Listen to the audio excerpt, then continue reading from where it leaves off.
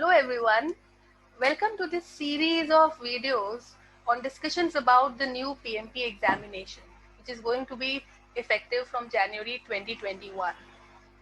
So we are here from Big Bang Training to give you some insights into the new PMP examination. First things first, we would like to announce that we are associated with PMI as authorized training partner, ATP. We were fortunate to attend the very first batch conducted by PMI for appointing the authorized training partners. So here we are to tell you more about the new PMP examination. With me, I have Mr. Abhijit Pradhan, who is the director of Big Bang Training. He has more than 30 years of overall experience in project management implementation along with training. And I am Tasneem Dhundia, a project management and PMP trainer with Big Bang Training, having around 20 years of experience into project implementation and training. So Hi, here we Tasneem. are. Hi. Hi, Mr. Pradhan. Hi. So welcome to this series of interactions that we are going to conduct about the new PMP. Right, correct. So, Yeah.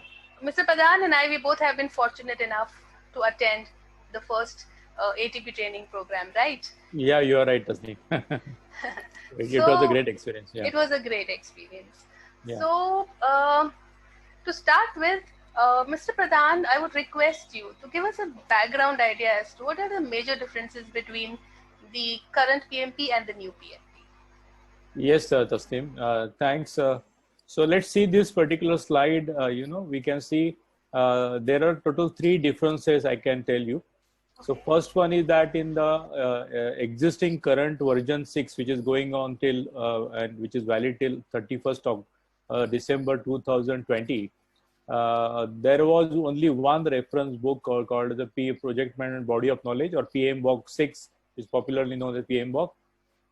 Instead of that, now there are total 10 plus reference books, and PMBOK 7 is just one of the reference books. So this is the one major difference. Yes. Second is that earlier there were total 13 chapters, and now there are only 5 chapters. But that does not mean that the portion has reduced. They have redistributed the content, and in fact the content has increased. But it has been changed from 13 chapters to 5 chapters, which is really a major structural change. Is it a little bit similar to the 5 process groups that we had in the PMP framework earlier? Yeah, can you just explain once again, Tasneem, in detail? So basically, we had this project management framework, which was the crux of the framework 6. That is, we have this 5 process groups and 10 knowledge areas. Right. So these 5 process groups, are these 5 chapters a little bit similar to them? Not exactly. There is a lot of similarity. For example, earlier it was the initiating, planning, then executing, monitoring, control, and closing.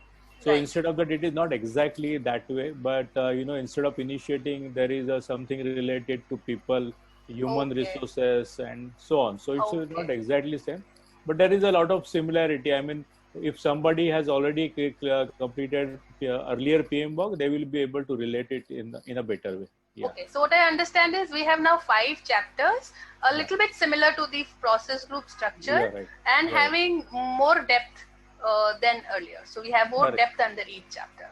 Perfect. Then third is the earlier it was almost there was very less content related to agile project management, more of a traditional project management, which is also called the waterfall project management. Correct. But now it is the substantial focus is on agile.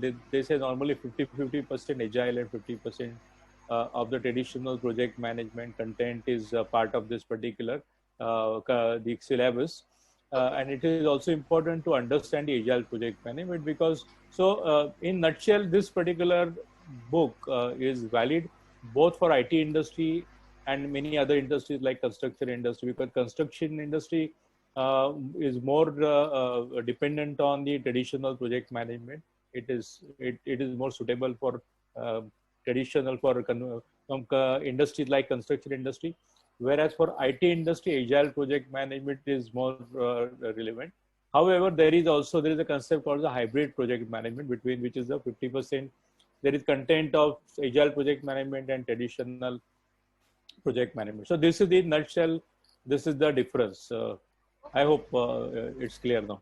Yeah, it's very clear now. So basically, these three major differences we see, and it seems like there is going to be a major change Right. from the current PMP. Perfect.